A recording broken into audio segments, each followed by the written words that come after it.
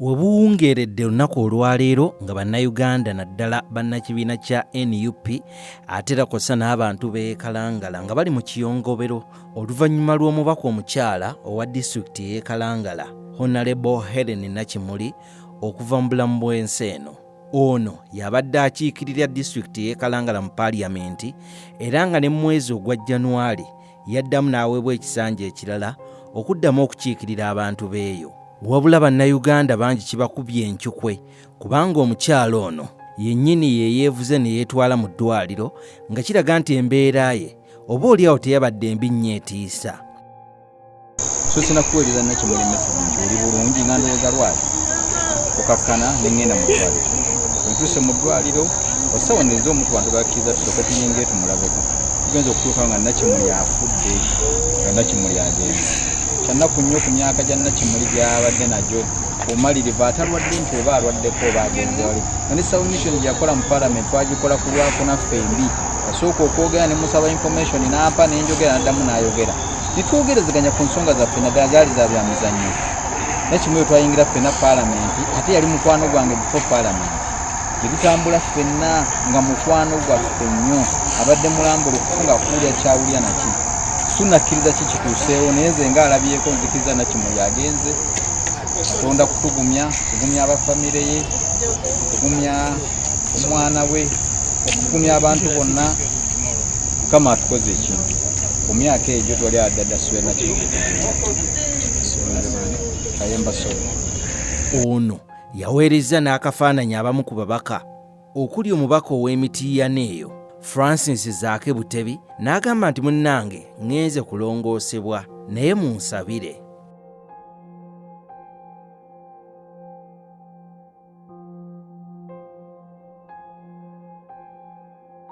Nakimuli yasembye kulabibwako ku mazaalibwa ga Ssaabasajja Kabaka wa Buganda ng'alina obubaka bw'awaayo era buubuno.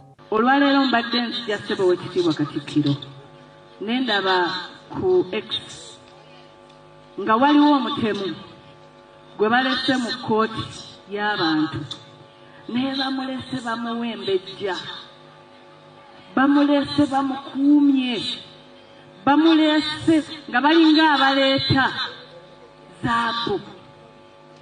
Naye abantu abatalina musango abaakwatibwa olw'ebyobufuzi bali mu makomera bagunda. Tebaweereddwa mukisa kuyimirirwa oba kweyimirirwa, tebaweereddwa mukisa kuwulizibwa, bali mu kkomera emyaka 5 wabula oli bamuleetanga abaleeta. It is really ashaming. Eggwanga lyaffe tetulikkiriza kugenda eyo gye tutaagala ligende. Nze ndi mwana wa buwala ate Omuganda. Taata waffe yatukuza atugamba tutambulire mu kkubo eggolokofu, tutambulire mu mazima, twogerenga amazima gatufuulenga ab'eddembe. Ekituufu kiri nti eggwanga lye liraga embeera mbi naye ffenna tutudde tusirise. Ne bannaddiini abamu mutudde musirise mugamba ate maama bwe nnaayogera banampa emmotoka, bwe nnaayogera tebannwane. Kkiriza okole ekituufu ku lw'abantu, empeera yo eri mu ggulu oba ojja kufuna ejjana. Mu paaliyamenti Honorable Helen Nakimuli yasembye kulabikayo mu sabbiiti eno yennyini eri mu kuggwaako nga 15 Ogwokuna ng'alaga obutali bumativu bwe eri lipooti eyaweebwa gavumenti ku kisaawe ky'e Hoima. I want to thank the Sports Minister for that elaborate report. But Madam Speaker, if I recall correctly, what the LOP addressed us here is not what he is responding to. You are simply giving us a general report, but he specified about 8 areas which you have not hinted on.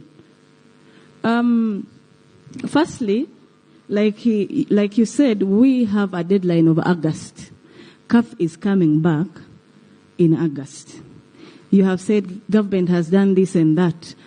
Have you given us a deadline on when these things are going to be done? Because CAF is going to come and inspect in August. Will this time be enough for us to be ready, especially in Hoima? Then secondly, Madam Speaker, the issues entailed in the LOPS presentation, for example, the stands, the benches which are obstructing the VIP. Have you handled that in your report?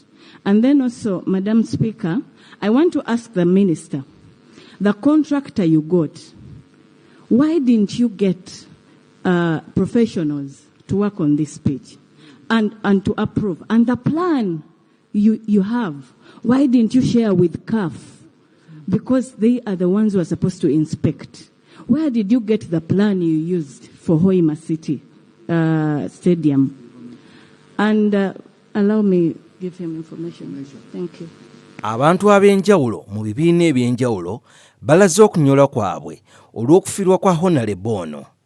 Wadde ng'okufa kwe kukyatankanibwa ng'empale z'aba-7 ku kikyennyini kyamuviiriddeko okukkirira e Kaganga ng'agenza okulongoosebwa, omuyambi we attottola ebyabaddewo. Ambadde nkola ng'omu ku bakiyambi ba Honorable Nakimuli abamuyambako ku mirimu gye mutambuliza ku mirimu gye waba tasobola kutuuka.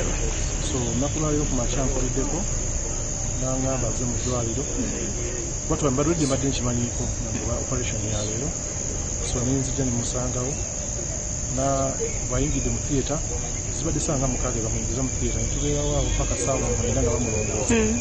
So omusawo najja n'atuyita wabweru, kwanze badde nfulumye wabweru, omusawo n'atuyita n'agamba ono tugezezzaako operation ebadde successful naye tugezaako okumuzza engulu babadde bamuzikizza naye akoze eki tarespondinga aga naye nitagwa famire gyalabe engenda nenyigira munda siri wa famire nenyingidde munda kuba nze mbadde ng'omugomo tubaddewo babiri nze ne sisita we kati wenyingidde munda ne bamupampinga wonna ebadde bamupampingira wonna for almost 1 hour.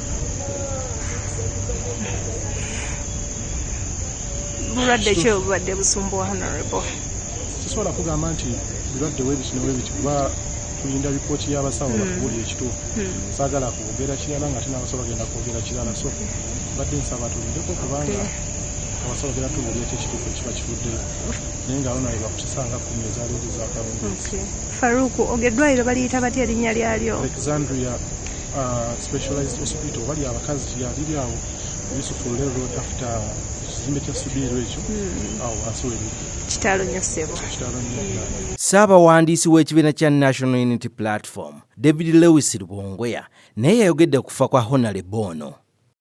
Kitalo nnyo kitalo ddala kya mukwano gwaffe mwannyinaffe kulembeze munnaffe Honorable Helen Nakimuli nga yabadde omubaka omukyala owa Kalangala ku tiketi ya National Unity Platform. Kimanyi bulungi nnyo Honorable Nakimuli y'omu ku bakulembeze baffe abali active nnyo, yeewaayo nnyo, akola emirimu gyonna ate values zaffe ze tuyimirirako ng'ekibiina abadde azimirirako nnyo. So kyanaku nnyo, kitalo nnyo, atulumiddwa nnyo. Bategeezezaawo ssaawa nga 9 nti Honorable Nakimuli afudde. Ffenna ne twekanga kubanga teri abadde akisuubira. In fact Honorable Nakimuli abadde ateekateeka olukiiko lw'ababaka olubadde lugenda kubeerawo lwankya. So ababaka baffe n'aba opposition nga balina meeting era nga ali mu nteekateeka ezo, naye abadde alina surgery oba okulongoosebwa wakubadde rescheduled ku ddwaliro lye bayita Alexandra Medical Center awo ku Yusufu Railroad. N'agendayo nange abasawo bategeezeza nti teyasobodde kimekinga, era kitalo nnyo. Tusaasira bannayuganda bonna abamemba ba National Unity Platform bonna abakwatibwako ensonga eno, naddala okusingira ddala famire mwannyinaffe oyo gyavaamu kibi nnyo. Teri abadde akisuubira nga bwe mulaba ono omukulembeze muto abadde atuwa essuubi ffenna. So kyanaku nnyo kyatufuddeko ku mbeera eyo.